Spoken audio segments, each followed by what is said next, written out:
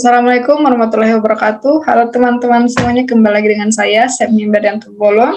Pada video ini kita akan melanjutkan pembahasan kita terkait dengan pendapatan, khususnya itu mengenai pendapatan kontrak konstruksi. Jadi, pernyataan standar akuntansi yang membahas mengenai pendapatan kontrak konstruksi itu terdapat pada PSAK 34. Oke teman-teman, jadi pendapatan kontrak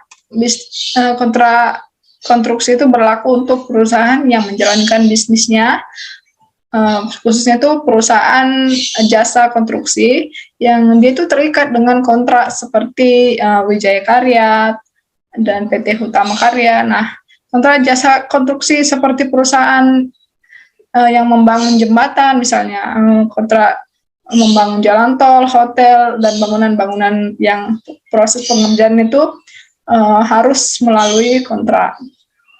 Nah, kontrak jasa konstruksi itu bersifat jangka panjang, itu tidak selesai dalam satu periode. Maksudnya itu kemungkinan besar itu biasanya proses pengerjaan itu lebih dari 1 tahun, misalnya dalam jangka waktu 3 tahun, 4 tahun, 5 tahun gitu. Nah, sehingga pencatatan ini juga membutuhkan suatu pengakuan dan pengukuran yang jelas agar perusahaan itu memperoleh labanya menjadi stabil.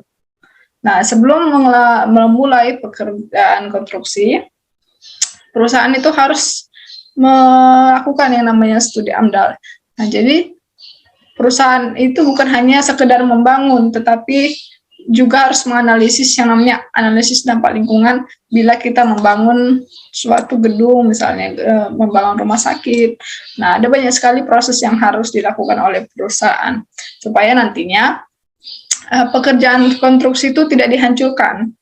Kalau misalkan pekerjaannya itu salah atau bangunan itu akan berdampak negatif pada lingkungan, nah mau tidak mau pihak perusahaan itu harus mengulang lagi pengerjaan konstruksinya, sehingga ini akan mengakibatkan kerugian yang besar.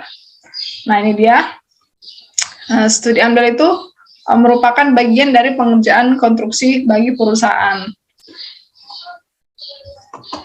Nah, jadi kontrak konstruksi dapat untuk aset tunggal dan berkaitan dengan sejumlah aset. Jadi kontrak konstruksi itu meliputi yaitu kontrak konstruksi aset.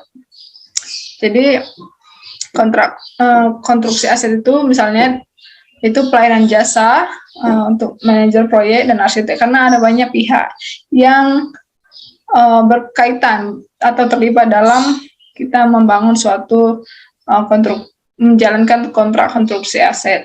Nah, ada juga meliputi tadi dia kontrak untuk penghancuran aset atau restorasi aset dan restorasi lingkungan setelah penghancuran aset. Dan kontrak itu berbentuk yaitu kontrak harga tetap. Ini kontrak harga tetap ini merupakan kontrak yang merupakan kontrak dalam yang dihitung bila kita membangun konstruksi tadi. Kontrak yang telah disepakati sejak awalnya. Dan ada juga kontrak biaya plus. Nah, biasanya kan perjanjian yang telah disepakati itu terkadang ada sedikit berubah, misalkan. Misalnya nih, dalam membangun suatu bangunan gitu, pihak yang mau menyewa atau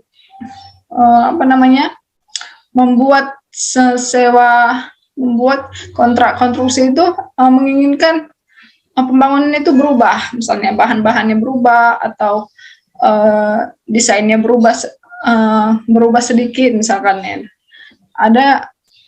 Ada biaya plus yang harus disepakati bersama teman-teman. Jadi bukan hanya kontrak harga tetapnya saja, tapi mungkin di waktu saat pengerjaan itu ada lagi biaya tambahannya seperti itu. Oke, jadi pendapatan kontrak itu terdiri dari yang pertama, nilai pendapatan semula yang disetujui dalam kontrak. Nah, ini dia pendapatannya itu nilainya berupa nilai yang semulanya itu sudah disetujui antara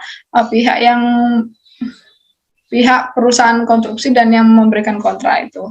Dan yang kedua, penyimpangan dalam pekerjaan kontrak klaim dan pembayaran insentif. Nah, ini dia penyimpangan dalam pekerjaan kontrak ini tadi. Kalau misalkan pada proses pengerjaan itu pihak yang memberikan kontrak itu melakukan namanya klaim atau ada penambahan material dari proses pembangunan itu atau ada perubahan ya. Dan juga pembayaran insentif. Pembayaran insentif ini pihak pemberi kontrak itu bisa memberikan insentif berupa kalau perusahaan konstruksi itu membangun bangunan itu atau menyelesaikan pekerjaan itu lebih cepat daripada tanggal yang sudah disetujui sebelumnya. Nah, ada syaratnya. Yang pertama itu, sepanjang hal itu memungkinkan untuk menghasilkan pendapatan, dan itu juga dapat diukur secara andal. Nah, ini dia penyimpangan kontrak. Penyimpangan kontrak ini adalah penyimpangan suatu instruksi yang diberikan pelanggan mengenai perubahan dalam lingkup pekerjaan yang akan dilaksanakan berdasarkan kontrak. Dan penyimpangan dimasukkan ke dalam pendapatan kontrak jika yang pertama, kemungkinan besar pelanggan akan menyetujui penyimpangan dan jumlah pendapatan timbul dari penyimpangan tersebut. Nah, jadi penyimpangan dari yang disetujui itu harus disepakati antara pihak pelanggan dan juga perusahaan jasa konstruksi, serta ini dia jumlah pendapatan itu dapat diukur secara andal. Nah, untuk klaim itu adalah jumlah yang diminta kontraktor kepada pelanggan atau pihak lain sebagai penggantian untuk biaya-biaya yang tidak termasuk dalam nilai kontrak. Nah, pengukuran pendapatan dari klaim itu mengandung ketidakpastian dan tergantung pada hasil negosiasi. Jadi jumlahnya itu tergantung ya teman-teman pada hasil negosiasi. Nah, klaim dimasukkan ke dalam pendapatan kontrak jika yang pertama itu negosiasi telah mencapai tingkat akhir sehingga kemungkinan besar pelanggan akan menerima klaim tersebut. Dan nilai klaim yang kemungkinan besar akan disetujui oleh pelanggan dapat diukur juga secara andal. Nah, untuk pembayaran insentif itu adalah jumlah tambahan yang dibayarkan kepada kontraktor apabila standar-standar pelaksanaannya telah ditentukan atau terpenuhi. Misalkan pembayarannya karena penyelesaiannya itu lebih awal dari suatu kontrak. Nah, kenapa sih pihak pelanggan itu memberikan insentif kalau misalkan perusahaan jasa konstruksi itu menyelesaikan pekerjaannya itu lebih awal dari suatu kontrak. Nah, hal itu akan memberikan keuntungan kepada pelanggan karena yang tadinya bangunan ini berdiri dalam jangka 3 tahun, tetapi pihak perusahaan jasa konstruksi ini bisa menyelesaikan lebih cepat, misalnya 2,5 tahun. Nah, itu kan akan menyebabkan penggunaan bangunan ini lebih cepat, maka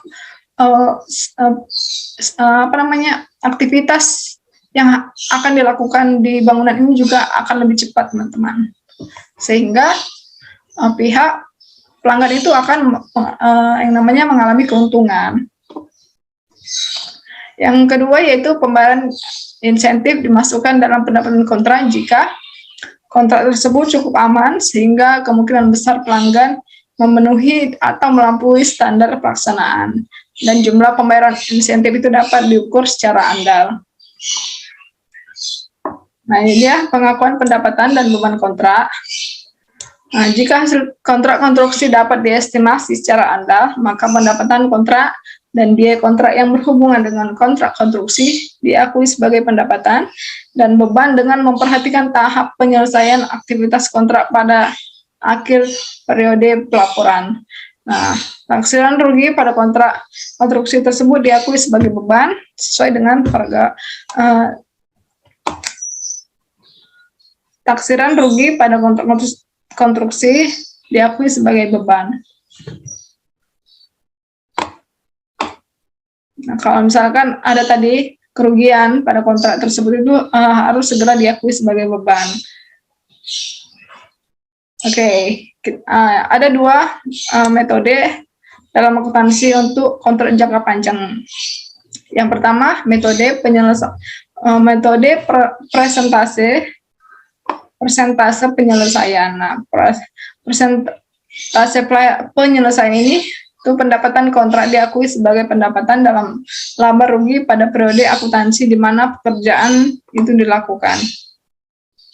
Dan kedua, biaya kontrak biasanya diakui sebagai beban dalam laba rugi pada periode akuntansi di mana pekerjaan yang berhubungan dilakukan. Oke, jadi pendapatan dan beban itu harus diakui dalam laba rugi pada periode akuntansi, misalnya periodenya itu akhir tahun, dalam 1 tahun. Nah, itu dia pendapatan biaya itu harus kita akui dalam jangka waktu dan siklus akuntansi yang bersamaan. Dan yang kedua, metode kontrak selesai. Nah, ada namanya pendapatannya itu diakui kalau kontraknya itu telah diselesaikan. Kalau yang ini tadi itu melalui persentase ya teman-teman. Oke, nah dasar pemikiran penggunaan metode persentase itu adalah: 1. Pembeli dan penjual memiliki hak yang dilaksanakan atau enforceable rights. Yang kedua, pembeli memiliki hak secara hukum untuk meminta kinerja spesifik di dalam kontrak. Yang ketiga, penjual memiliki hak untuk meminta pembayaran atas kemajuan kontrak untuk memberikan bukti kepada pembeli. Bukti kepemilikan pembeli, maksud saya. Oke, nah jadi hasilnya penjualan berkelanjutan terjadi sementara pekerjaan berlanjut, dan entitas harus mengakui pendapatan sesuai dengan kemajuan pekerjaan tersebut.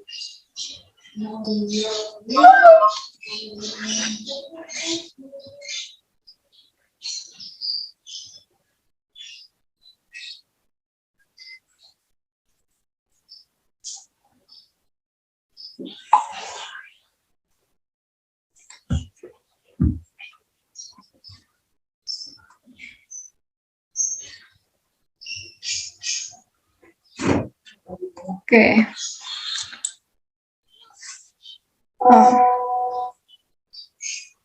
Perusahaan menggunakan metode persentase penyelesaian jika semua kondisi berikut ini terpenuhi. Yang pertama, ada 4 kondisi.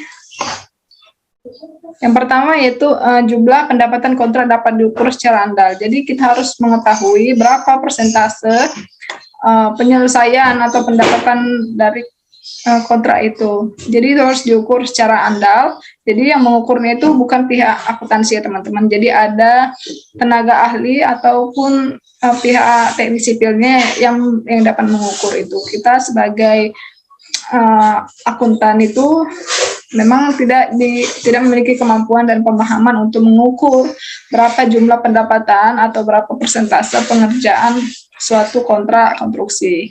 Yang kedua, ada kemungkinan manfaat ekonomis terkait kontrak masuk ke perusahaan. Dan yang ketiga, biaya kontrak sampai selesai. Dan tingkat penyelesaian pada akhir periode pelaporan dapat juga diukur secara andal. Keempat, biaya kontrak yang berasal dari kontrak dapat diidentifikasi dan diukur dengan andal, sehingga biaya aktual kontrak dapat dibandingkan dengan perkiraan awal. Nah, ini merupakan hal yang penting ya teman-teman. Jadi ada 3 tahapan untuk kita memperhitungkan pendapatan yang diakui dengan metode persentase penyelesaian. Yang pertama, kita harus mengetahui persentase yang sudah diselesaikan atau persen komplit. Caranya itu kita menghitung cost insured to date, yaitu biaya yang kita keluarkan pada satu siklus akuntansinya itu, kemudian kita bandingkan dengan biaya yang diperkirakan untuk menyelesaikan aset.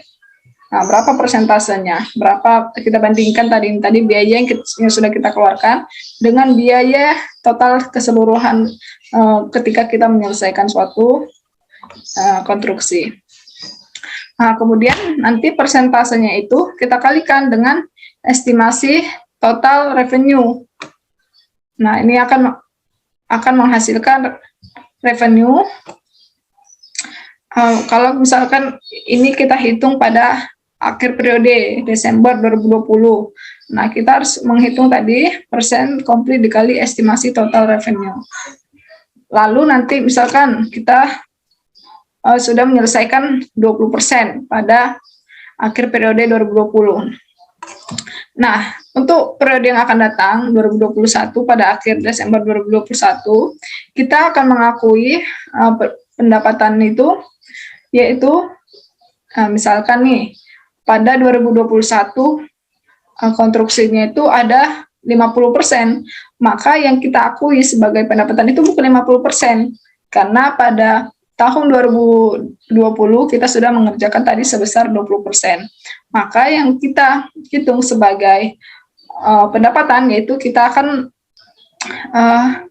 menghitung tadi ya persentase yang sudah kita selesaikan itu dikurangi dengan revenue pendapatan kita pada periode yang sebelumnya gitu teman-teman. Jadi tadi 50 dikurang 20%, maka kita akan memperoleh 30% untuk pendapatan pada periode yang sekarang ini begitu teman-teman.